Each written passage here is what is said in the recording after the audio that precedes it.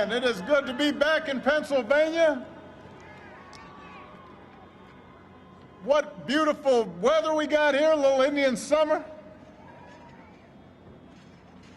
You know, I know the president spent some time in Erie last night, and apparently he complained about having to travel here. And then he cut the event short, poor guy. I don't feel that way. I love coming to Pennsylvania. You guys delivered for me twice, and I am back here tonight to ask you to deliver the White House for Joe Biden and Kamala Harris.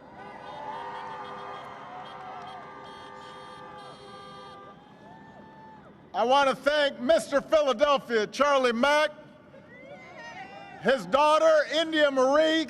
What an outstanding young lady she was. Those of you who are fathers and have daughters, you know how that feels when you see your daughters just shining. I know a little bit about that. And it was great to see Representatives Brendan Boyle, Mary Gay Scanlon, Governor Tom Wolf, Attorney General Josh Shapiro, Mayor Jim Kenney. Philadelphia, we got 13 days. That's our lucky number right here. 13 days until the most important election of our lifetimes. And you don't have to wait for November 3rd to cast your ballot. You've got two ways to vote right now. Number one, you can vote early in person through next Tuesday. How many people, anybody here voted early already?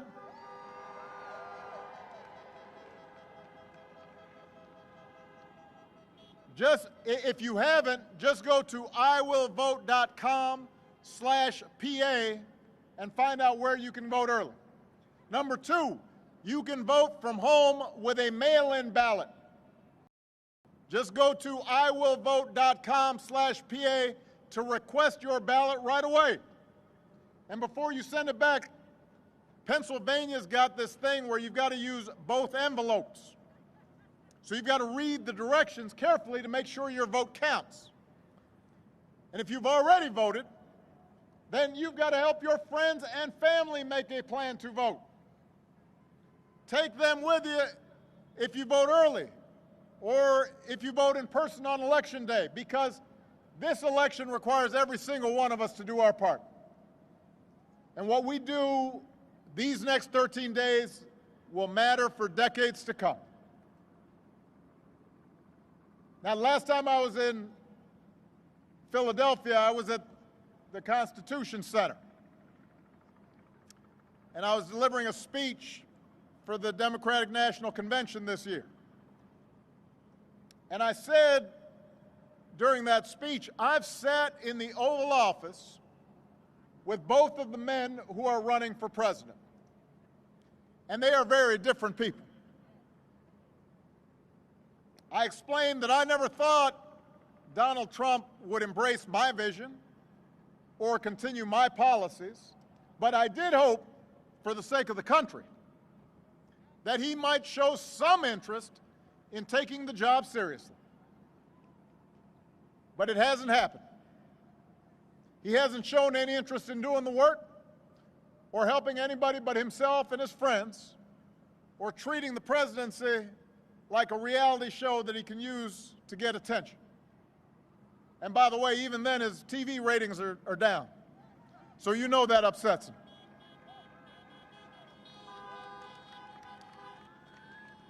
But the thing is, this is not a reality show, this is reality.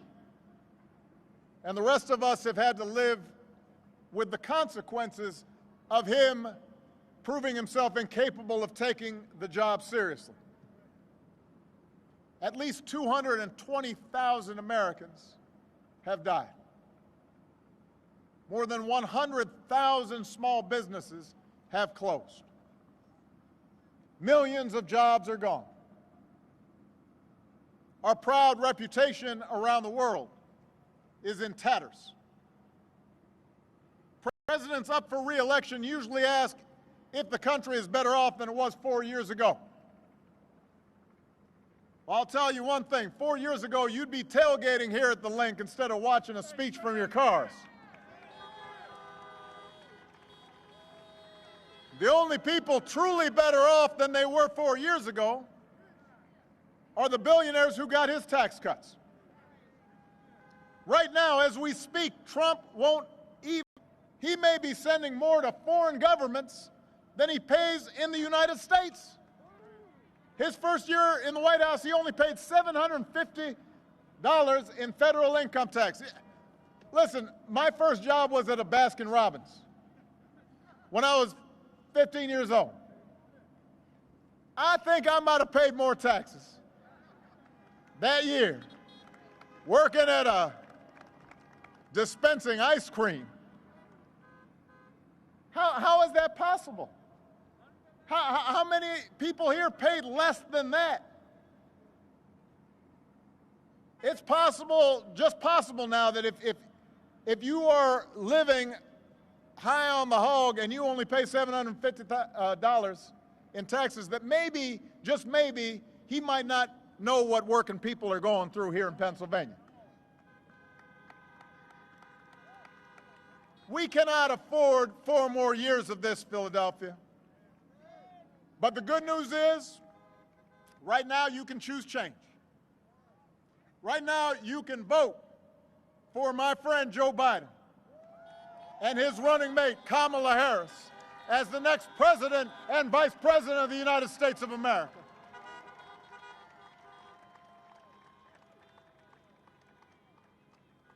Now Joe's no stranger to here. He's a native son, scrappy kid from Scranton. You know him, and you know he knows you. But let me tell you how I came to know him and how I came to love him. 12 years ago, when I chose Joe Biden as vice president, as my vice presidential running mate, I didn't know Joe all that well. We had served in the Senate together, but we weren't super close. He and I came from different places. We came from different generations.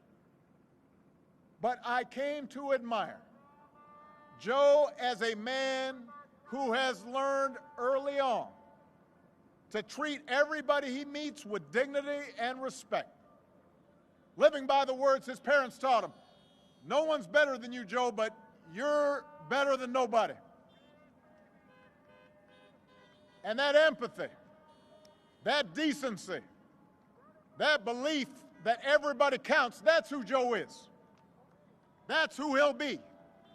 And I can tell you the presidency doesn't change who you are, it reveals who you are. And Joe has shown himself to be a friend of working people.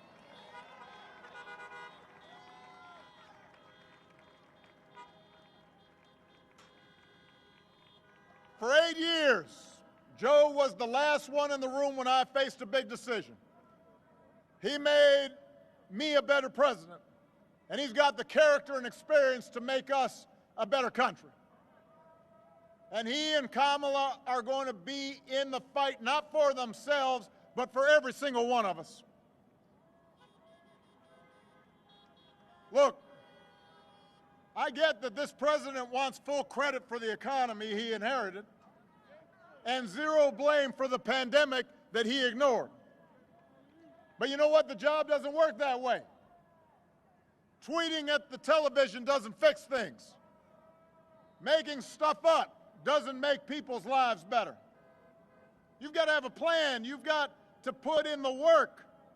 And along with the experience to get things done, Joe Biden has concrete plans and policies that will turn our vision of a better, fairer, stronger country into a reality. We literally left this White House a pandemic playbook that would have shown them how to respond before the virus reached our shores. They probably used it to, I don't know, prop up a wobbly table somewhere. We don't know where that playbook went. 8 months into this pandemic, cases are rising again across this country. Donald Trump isn't suddenly going to protect all of us. He can't even take the basic steps to protect himself.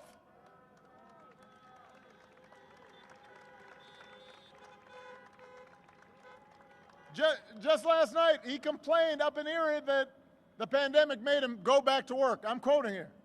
He was upset that the pandemic's made him go back to work. If he'd actually been working the whole time, it never would have gotten this bad.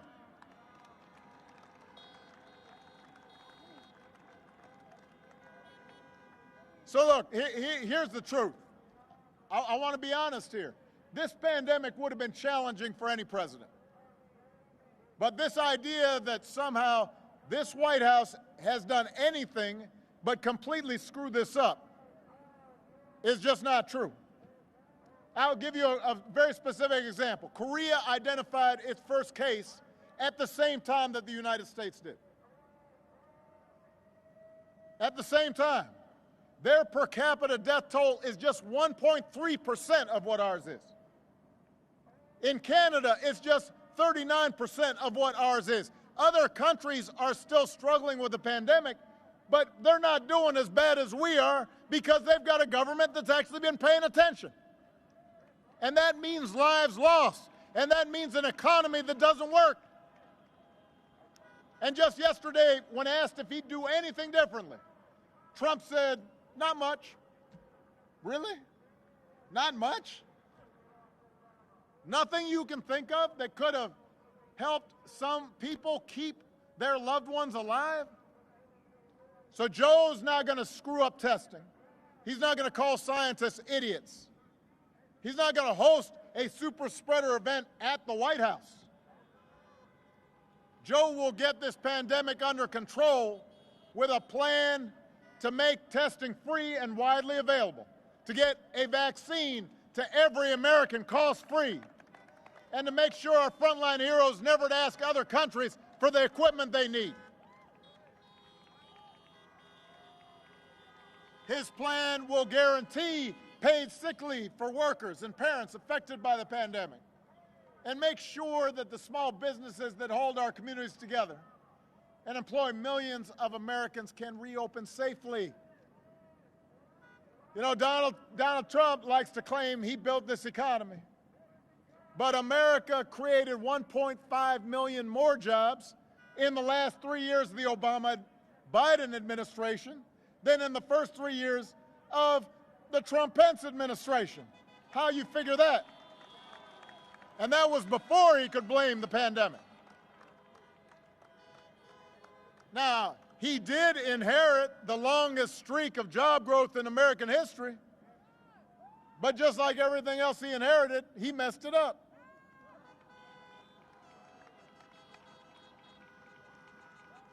The economic damage he inflicted by botching the pandemic response means he will be the first president since Herbert Hoover to actually lose jobs. Joe's got a plan to create 10 million good, clean energy jobs as part of a historic $2 trillion investment to fight climate change, to secure environmental justice. And he'll pay for it by rolling back that tax cut for billionaires. And Joe sees this moment not just as a chance to get back to where we were, but to finally make long overdue changes so that our economy actually makes life a little easier for everybody. The waitress trying to raise her kid on her own. The student trying to figure out how to pay for next semester's classes. The shift worker who's always on the edge of getting laid off. The cancer survivor who's worried about her pre-existing conditions protections being taken away. Let me tell you something, Pennsylvania. This I know to be true. Joe and Kamala will protect your health care and expand Medicare and make insurance more affordable for everybody.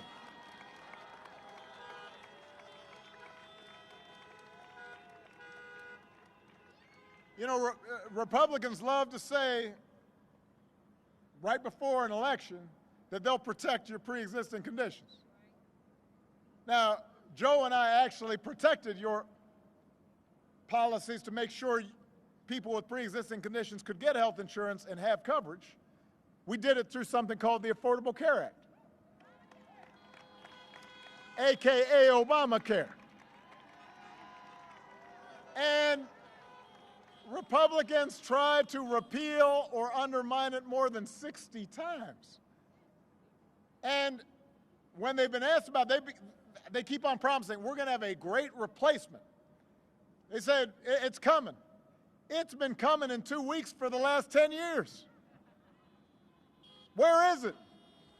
Where is this great plan to replace Obamacare? They've had 10 years to do it. There is no plan. They've never had one. Instead, they've attacked the Affordable Care Act at every turn, driving up costs, driving up the uninsured. Now they're trying to dismantle your care in the Supreme Court as we speak, as quickly as they can, in the middle of a pandemic, with nothing but empty promises to take its place. It's shameful. The idea that you would take health care away from people at the very moment where people need it most, what is the logic of that?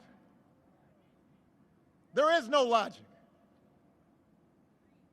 Joe knows that the first job of a president is to keep us safe from all threats, foreign, domestic, or microscopic.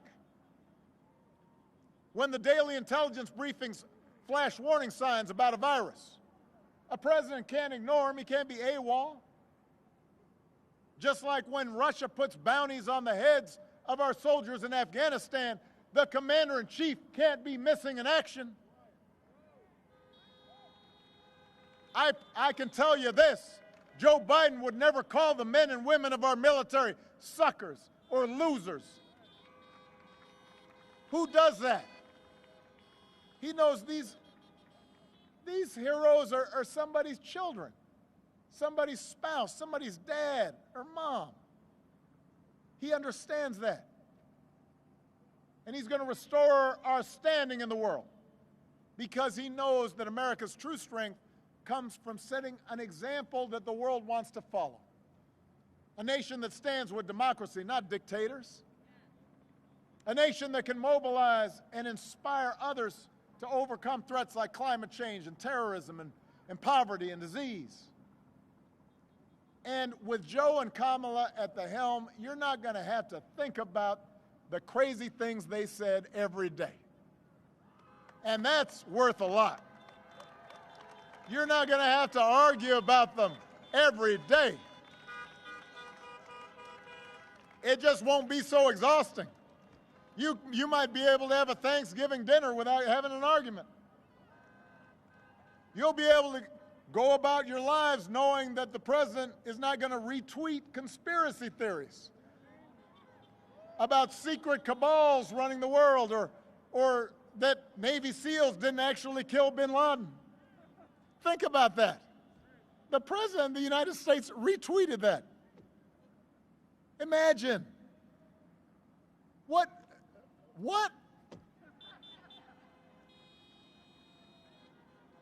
We're not going to have a president that goes out of his way to insult anybody who doesn't support him or threaten them with jail. That's not normal presidential behavior. We wouldn't tolerate it from a high school principal. We wouldn't tolerate it from a coach. We wouldn't tolerate it from a coworker. We wouldn't tolerate it in our own family, except for maybe crazy uncle somewhere, you know. Yeah, he's I mean, why would we expect and accept this from the President of the United States? And why are folks making excuses for that? Oh, well, that's just him. No. There are consequences to these actions. They embolden other people to be cruel and divisive and racist. And it frays the fabric of our society. And it affects how our children see things. And it affects the ways that our families get along. It affects how the world looks at America. That behavior matters. Character matters.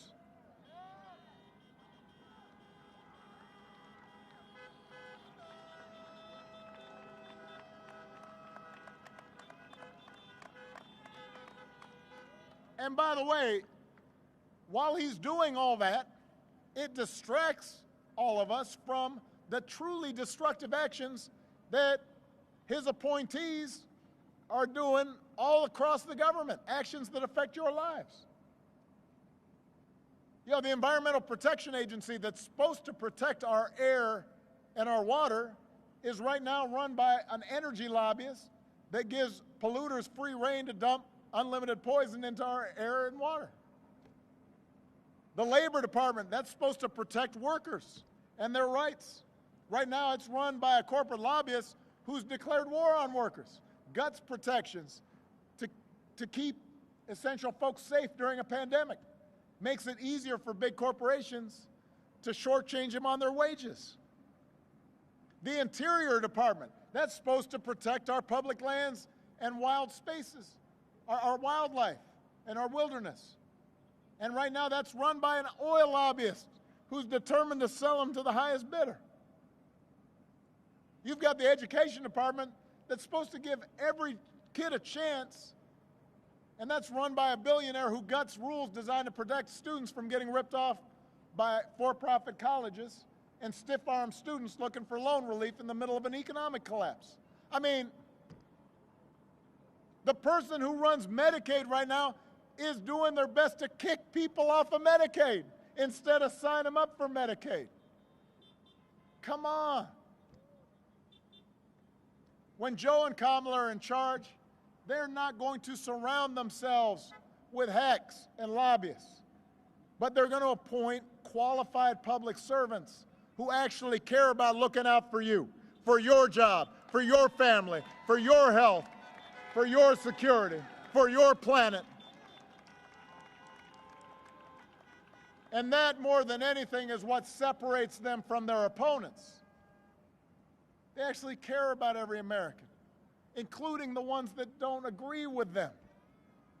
And they're going to fight for you every day. They care about you, and they care about this democracy. They believe in a democracy. The right to vote is sacred, and that we shouldn't be making people wait in line for 10 hours to cast their ballot.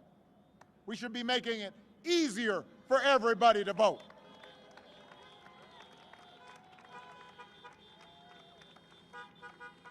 They believe that no one, especially the president, is above the law. They understand that protest on behalf of social justice isn't un-American. That's the most American thing there is. That's how this country was founded, protesting injustice.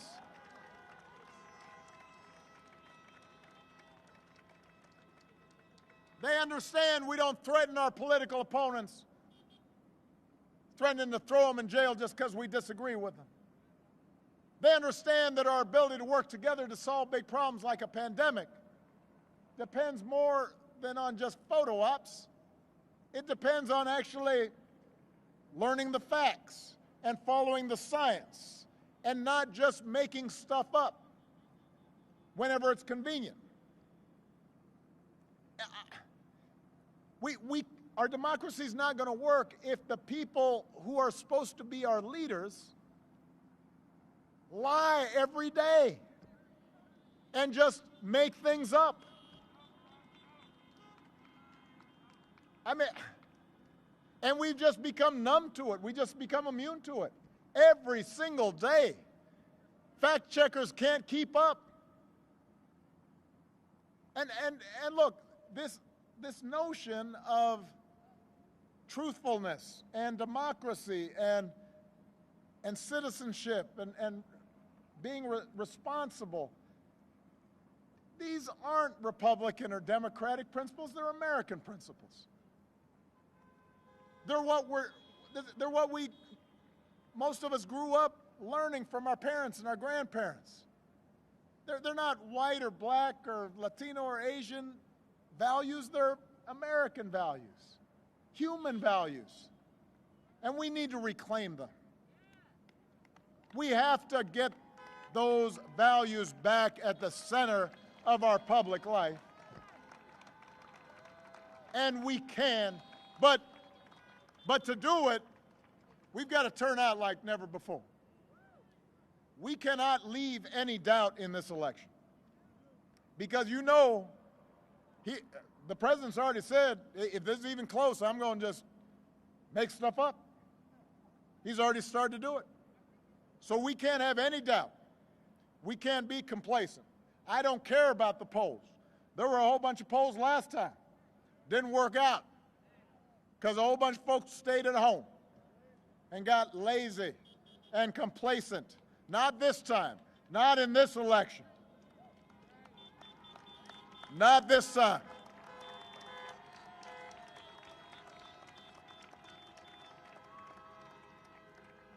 Listen. I understand why a lot of Americans can get frustrated by government and can feel like it doesn't make a difference.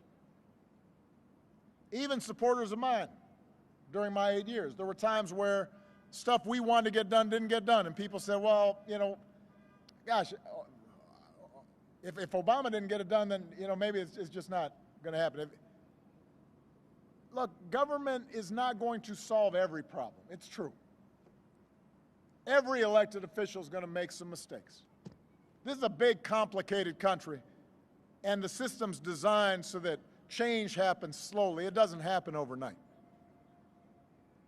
And believe me, I've got firsthand experience with the way Republicans in Congress abuse the rules to make it easy for special interests to stop progress. But we can make things better.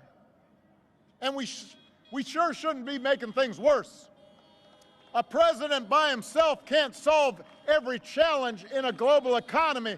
But if we've got Joe Biden and Kamala Harris in the White House and a House and Senate that are focused on working people, it can make a difference and get millions of people the help they need.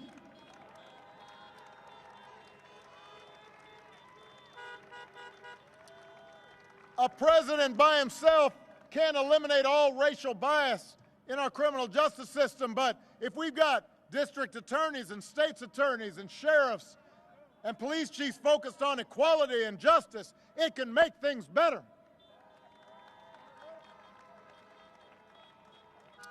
In Pennsylvania, you just got to flip 9 seats in your state house, just 5 seats in your state Senate to give Democrats control and new life for policies that will make a real difference to working families right now.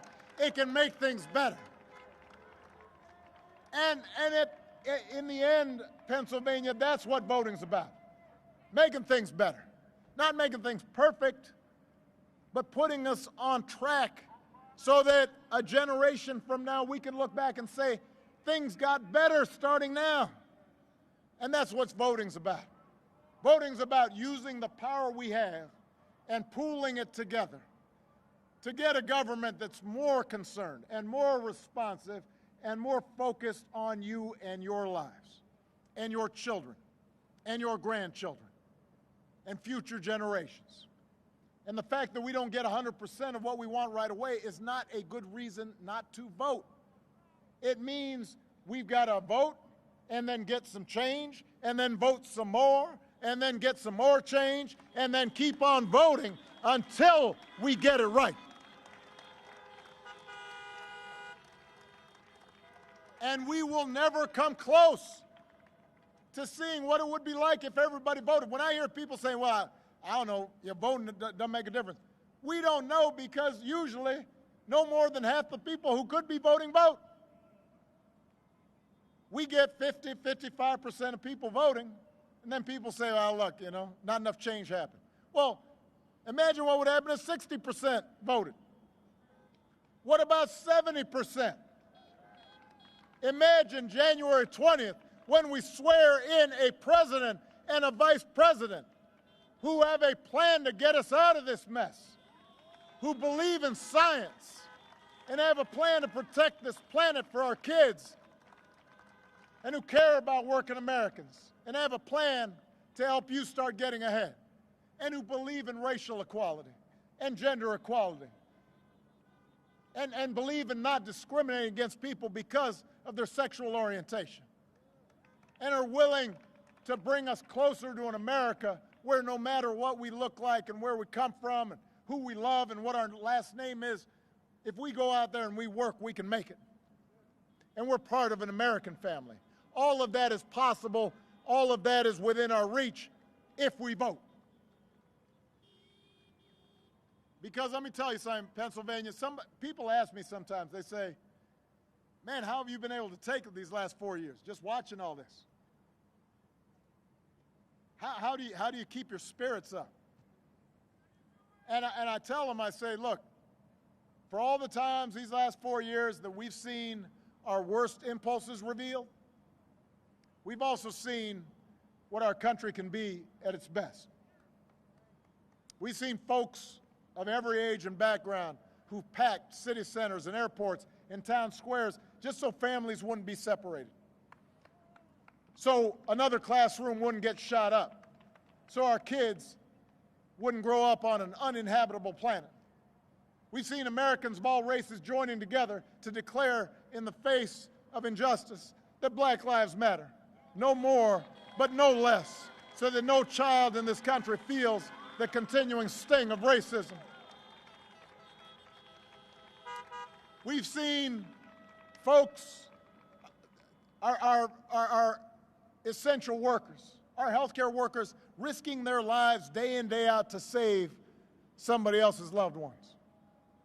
We've seen people volunteer and contribute to help those who are having an especially difficult time right now. That's true in Pennsylvania. That's true all across the country. America is a good and decent place. But we've just seen so much noise and nonsense that sometimes it's hard for us to remember.